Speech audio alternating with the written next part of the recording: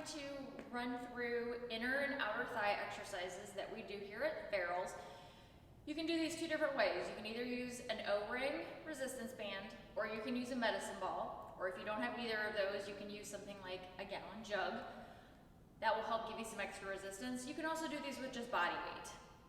So be creative with what you got. We're gonna work on inner thigh first. When you lie on the ground, we're gonna lie on our right hip. We're rolling over all the way onto that right side. We wanna make sure that we don't roll back onto our glutes or roll forward onto our chest. We're gonna be working the right leg.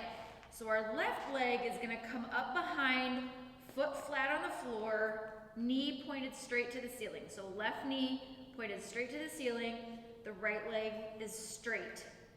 If you're using an O-ring, you're going to secure that O-ring underneath your left foot. Then you're going to put your right foot through the band and stretch it straight. If you hook the band onto the arch of your foot, that'll help keep your foot in the right position. What we're gonna be doing is lifting our leg as a unit straight up to the ceiling, leading with our heel, working the inner thigh. So when we lift up, we're pulling against that resistance band and then resisting back down.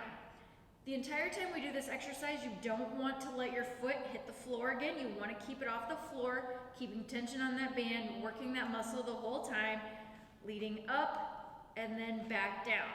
You can also do this exercise with no band. If you do, you want to make sure that those toes, your right toes, are pointed down toward the floor as much as you can, and that you're using that heel as your leading point of contact. So if you imagine you've got a string attached to that heel, lifting up and then back down.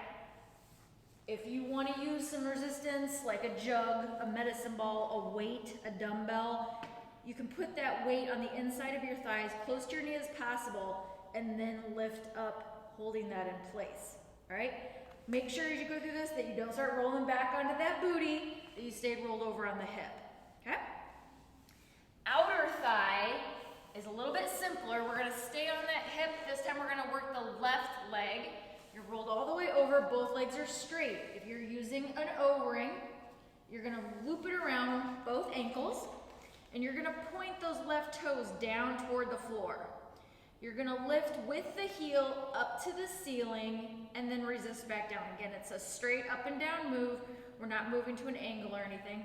Up and then back down. If you have a weight, dumbbell, medicine ball, same deal. You can put that ball as close to your knee as possible. Lift, back down. Now, if you have any IT band issues, when you've got your legs stacked, move that top leg back slightly so that when you point your toes down toward the floor, those left toes are touching your right heel.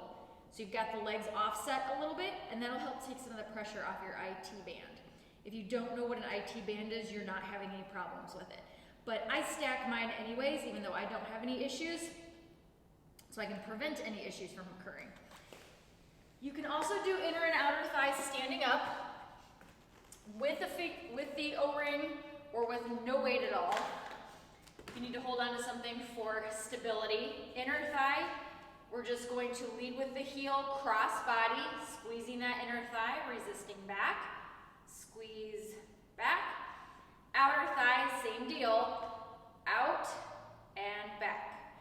Remember, we're keeping our abs tight as we do these exercises. There's a couple other things that we do, side steppers.